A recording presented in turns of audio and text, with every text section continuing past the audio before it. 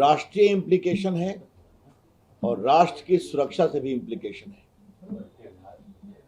और यह विषय राहुल गांधी के संबंध में है। गुलाम नबी आजाद, बाकी पूर्व कांग्रेसी नेताओं पर जो अडानी को लेकर राहुल गांधी अपनी बात कहते हैं, उस पर मुझे कुछ नहीं कहना है, उनके बीच की बात है। लेकिन गुलाम नबी आजाद जो कांग्रेस में 50 साल तक रहे, केंद्रीय मंत्री रहे, जम्मू कश्मीर के मुख्यमंत्री रहे, विपक्ष के नेता रहे, कांग्रेस के महामंत्री रहे, और उन्होंने इंदिरा गांधी, राजीव गांधी जी, सोनिया गांधी जी सबों के साथ काम किया है। उन्होंने एक बहुत ही गंभीर आरोप लगाया है कि राहुल गांधी जब भी विदेश जाते हैं तो कई अनडिजायरेबल बिजनेसमैन से मिलते हैं। और गांधी परिवार के प्रति मेरा सम्मान है, लेकिन गांधी परिवार का कई व्यापारी घरानों से संबंध है। Mr. Ghulam Nabi Azad has clearly stated that whenever Mr. Rahul Gandhi goes abroad, he meets many undesirable businessmen. And the Gandhi family has close association with many business houses. थोड़ा मैं आपको सुनाना चाहता हूं। Tweet from Mr. Rahul Gandhi mentioning your name and associating with Adani and all. How do you feel after seeing that tweet? It is shame. Rahul Gandhi saying, I have never any association with any businessman, whereas their entire family had all along the association with businessmen, including him. I still want, because I have a great respect. I have a great respect for the family. I don't want to speak anything. Otherwise, I can give 10 examples where he would go and meet even outside the country to meet even people who are undesirable businessmen. तो मैंने कोई अपनी बात नहीं कही। अभी गुलाम नबी आजाद ने जो टिप्पणी की वो आपको सुना दिया।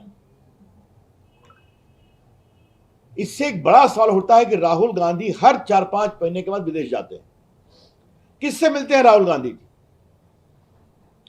क्योंकि बाकी तो जाते हैं तो क्या क्या बोलते हैं कि भारत के लोकतंत्र पर ही सवाल करते हैं, वो चर्चा हम लोग कर चुके हैं।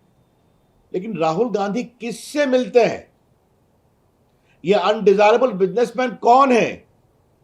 ये देश जरूर जानना चाहेगा, और हम चाहेंगे कि ये बात सच्चाई देश के सामने आनी चाहिए कि राहुल गांधी जी जब भी विदेश जाते हैं तो किस तरह के अनडिजायरेबल एलिमेंट से, बिजनेसमैन से, अवांछनीय बिजनेसमैन से वो मिलते हैं, और उनके मिलने का एजेंडा क्या होता है। और दूसरा सवाल ये उठता है कि जब भी राहुल गांधी विदेश से भारत लौटते हैं तो उनका और हमला तेज हो जाता है। जरा शांत रहिए। तेज हो जाता है भारत के ऊपर, प्रधानमंत्री के ऊपर, भारत की प्रगति के ऊपर। आज तक राहुल गांधी जी ने पिछले 9 साल में भारत की विकास यात्रा में एक भी अच्छे शब्द नहीं कहे। चलिए उनका विषय है, लेकिन आज भारत दुनिया की 5वीं इकॉनमी बन चुका है, इंग्लैंड से आगे निकल चुका है। भारत का आईटी सेक्टर, भारत का डिजिटल सेक्टर, भारत का स्टार्टअप सेक्टर। याद करिए कि जब कोरोना काल में मेड इन इंडिया वैक्सीन ने दुनिया में अपना परचम लहराया तो उसका भी विरोध कर रहे थे कि कौन सी वैक्सीन है। तो क्या Rahul Gandhi anti India businessman के इशारे पर भारत को कमजोर करने की कोशिश कर रहे हैं और मोदी जी के खिलाफ अभियान कर रहे हैं? मैं फिर कहूंगा, ये अनडिजायरेबल बिजनेसमैन विदेश में कौन है? और जब भी राहुल गांधी उनसे मिलकर आते हैं तो भारत के खिलाफ, मोदी जी के खिलाफ, भारत की विकास यात्रा के खिलाफ उनकी जबान और तल्ख हो जाती है। he becomes more aggressive.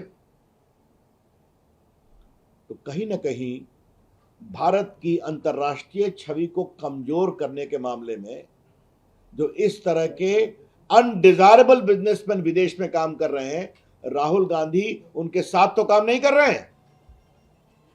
इसीलिए कोई भी बात करें, स्टार्टअप तो मजाक करेंगे, भारत का मेड इन इंडिया वैक्सीन जो दुनिया में 80 देशों में गया उसका मजाक बनाएंगे, लॉकडाउन का मजाक बनाएंगे, भारत की आर्थिक प्रगति का मजाक बनाएंगे और बाकी बात कहते हैं। तो भाजपा का स्पष्ट आरोप है कि श्री गुलाम नबी आजाद ने जो 10 कम से कम अनडिजायरेबल बिजनेसमैन की बात कही है जिससे राहुल गांधी बाहर मिलते हैं, राहुल गांधी बताएं ये बिजनेसमैन कौन है, ये देश के सामने आना चाहिए। दूसरी बात कि राहुल गांधी का एजेंडा है क्या, वो चाहते क्या है? राहुल गांधी ने आज तक बोफोर्स के खिलाफ कुछ कहा? आज तक कोतरोकी को कैसे भगाया गया हिंदुस्तान से, और कोर्ट के आदेश के बावजूद तत्कालीन कानून मंत्री हंसराज भारद्वाज ने अपने लॉ अफसर को भेजकर लंदन में जो उनका डील का मनी छुड़वाया बैंक से जो सीज था, इस पर कुछ कहा? क्या राहुल गांधी ने नेशनल हेराल्ड केस में वो बेल पर है अपनी माताजी के साथ 5,000 करोड़ की संपत्ति, क्या दिल्ली, क्या लखनऊ, क्या चंडीगढ़, क्या मुंबई, क्या पटना, ये सारी प्रॉपर्टी जो नेशनल हेराल्ड ट्रस्ट की थी उसको उन्होंने फैमिली ट्रस्ट बना करके ले लिया और उनका सब लोन माफ कर दिया कांग्रेस पार्टी ने। और आज उनकी और उनकी माताजी का 76% उसमें स्टेक है। उस पर क्रिमिनल केस चल रहा है, बेल नहीं मिला उनको। इस पर उनको क्या कहना है?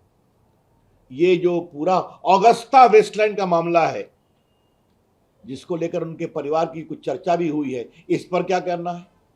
बाकी मैं 2G और कोयला घोटाला और कॉमनवेल्थ और आदर्श कॉपरेटिव की चर्चा तो कर चुके हैं, लेकिन ये जो पूरी बातें सामने आ रही हैं, राहुल गांधी इस पर कुछ नहीं बोलते। और ऐसे कांग्रेस पार्टी के नेता, मैं फिर रिपीट करूंगा, जो 50 साल से अधिक कांग्रेस में समर्पित रूप से काम किए, क्या इंदिरा जी के साथ, क्या राजीव गांधी के साथ, क्या नरसिंहा राव के साथ, क्या सोनिया गांधी के साथ, मुख्यमंत्री, कैबिनेट मिनिस्टर, महामंत्री, कई प्रदेशों के प्रभारी, मतलब कांग्रेस की अंदरूनी बातों को जानने वाले, आज उन्होंने कहा मैं जानता हूं कि ये विदेश जाते हैं तो अनडिजायरेबल बिजनेसमैन से मिलते हैं। ये बहुत ही गंभीर विषय है।